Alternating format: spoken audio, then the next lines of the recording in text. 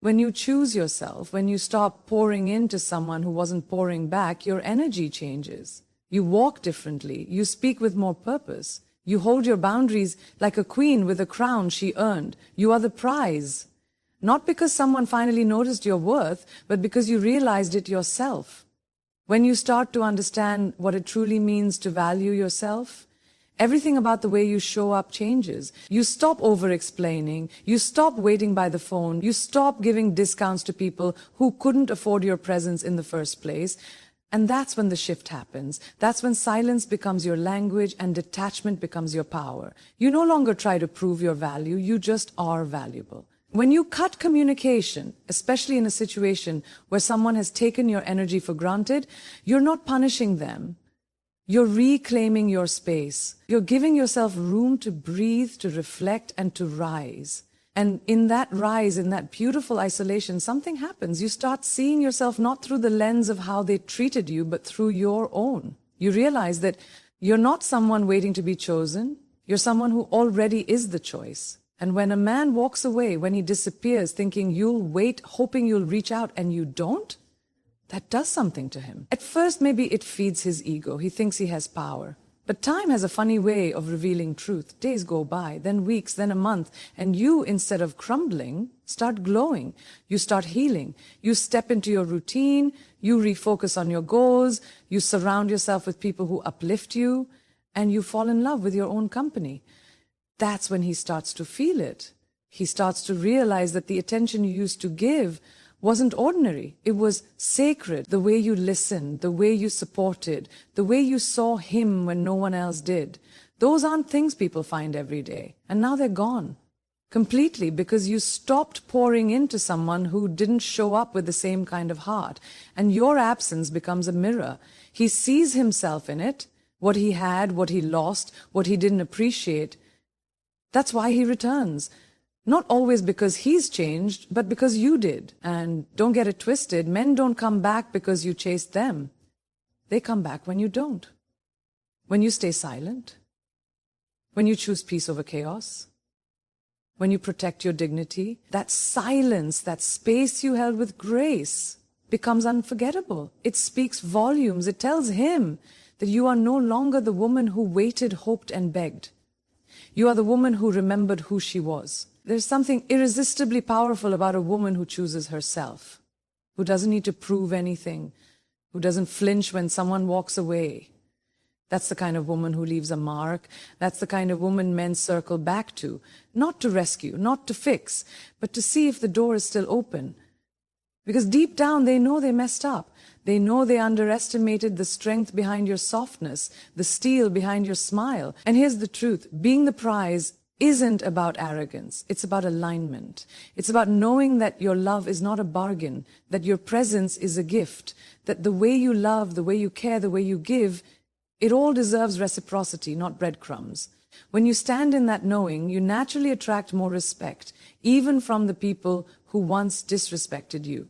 So yes, he may return, but you've already arrived. You've stepped into a version of yourself that no longer waits for external validation. You've learned to be your own home, your own peace, your own answer. And that, my love, is why you are and always will be the prize. Distance changes everything. It forces people to sit with silence, with memory, with emotion they've been too distracted or too proud to feel.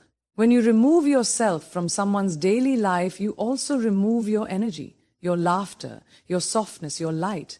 And that absence is not just physical, it's emotional. It echoes in their routine, in the places you used to go together, in the songs you sang, in the messages you once shared.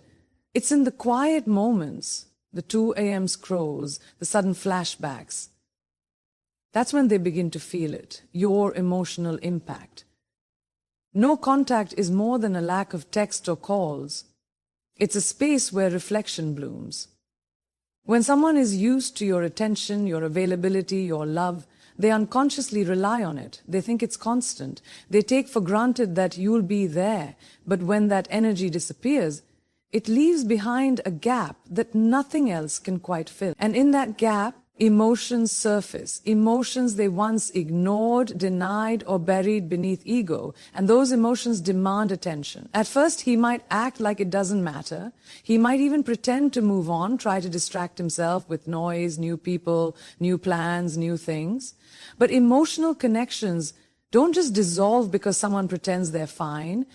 That's the thing about real impact. It lingers. And it lingers louder when everything else quiets down. When the excitement fades, when the crowd leaves, when the music stops. That's when your absence starts speaking. That's when he begins to feel what it's like to lose something that was never ordinary. Because you weren't just another person in his life. You were someone who saw him, someone who supported him, someone who held space for him in ways that even he didn't understand at the time. You gave pieces of yourself. You showed up when it was inconvenient, and you poured into him even when your own cup wasn't full. That's not forgettable. That's not replaceable. And when you finally pull back, it creates emotional weight, a weight that doesn't let go so easily. That's why they return. Not always because they're in love, not always because they've changed, but because they feel the void. The emotional space you once occupied is now empty, and that emptiness is loud. It's uncomfortable. It confronts them. It makes them look at themselves and ask questions they've avoided. Why did I lose her? What did I do? What did she see in me that I couldn't see in myself? And slowly, it begins to hurt. Because while you were gone, you were healing. While he was trying to forget, you were rebuilding. And that rebuilding made you stronger. It gave you clarity. It helped you recognize the emotional weight you were carrying for two, and you decided to set it down. You decided that your peace mattered more than chasing someone who couldn't see your worth clearly the first time. And as you created distance, you gave both of you the chance to feel the truth. Unfiltered, raw, and real. It's easy to ignore someone when they're still there. It's easy to take love for granted when it's always showing up. But it's in the absence, in that still uncomfortable silence, where real emotions rise to the surface. And when they do, they come with realizations about you, about the relationship, about the moments that were missed, dismissed, or mishandled. And those realizations, they stir something deep. So when he returns, it's not just out of impulse. It's because he felt you, even in your silence, especially in your silence.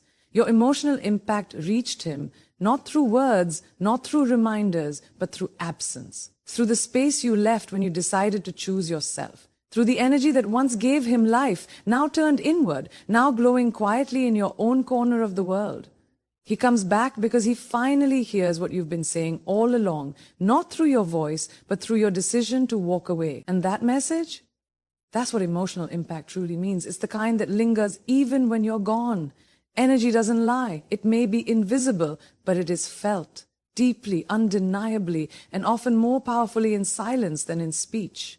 When you shift your energy from chasing someone to choosing yourself, from needing validation to honoring your peace, everything changes, not just around you, but within you. It's a transformation that doesn't always make noise, but it's so strong it's impossible to ignore. The people who once took your love for granted begin to feel the absence of that warmth, that care, that devotion, and it shakes them, even if they don't admit it. In the beginning, you might feel like your silence is going unnoticed. You might think he doesn't care or he's already moved on. But the truth is, energy is never truly ignored. It's felt. And when someone is used to your energy being available on demand, the shift hits harder than any goodbye ever could. It's in your stillness that they start to notice. It's in your detachment that they feel the loss. Because it's not just about the words you're not saying, it's the vibe you're no longer giving. There's a difference between pulling away to make someone miss you and pulling away because you finally see your own worth. The former is a tactic, the latter is a transformation. When your energy shifts from trying to be understood to being at peace with not explaining yourself, it creates a power that doesn't need to be loud to be heard. That energy whispers, I no longer need to prove my value. And people feel that, especially the ones who expected you to always be there. He starts to feel it when he no longer has access to the version of you that overextended, over-explained, and overgave. When he reaches out and you don't reply with the same urgency. When he posts and you don't watch his story. When you stop reacting, that's when he feels the shift. Because energy doesn't need closure. It creates its own. When you've done the emotional work to detach with love, your silence doesn't scream, it radiates. It tells him everything he needs to know, that you're no longer available for half-hearted effort or temporary love. And what's more powerful than any message you could send, any quote you could post, or any comeback you could deliver is that quiet energy of peace, of grace, of not needing them anymore. That energy is rooted in self-respect. It says, I've evolved past the need for your validation. And that's the kind of energy people come back to, not because they deserve another chance, but because your transformation demands their attention. Because when your energy was focused on them, they didn't feel the depth of it. Now that it's focused on you, it's undeniable. He returns not because you said something to pull him back, but because you said nothing at all. Because silence backed by strength is magnetic, it's mysterious, it's powerful. When your energy shifts, the dynamic shifts too. Suddenly, he's not sure if he still knows you. He's not sure if he still has a place in your life. And that uncertainty plants seeds of curiosity, of longing, of realization. He starts to wonder what changed and why he's not a part of your glow anymore. And the truth is, you simply stopped shining your light in his direction and started shining it inward. That's what makes people feel your absence on a soul level. It's not about ignoring them out of spite. It's about honoring your own frequency. You stopped operating from lack and started vibrating from love. Love for yourself, your growth, your future. And once you make that shift, you no longer chase, you attract.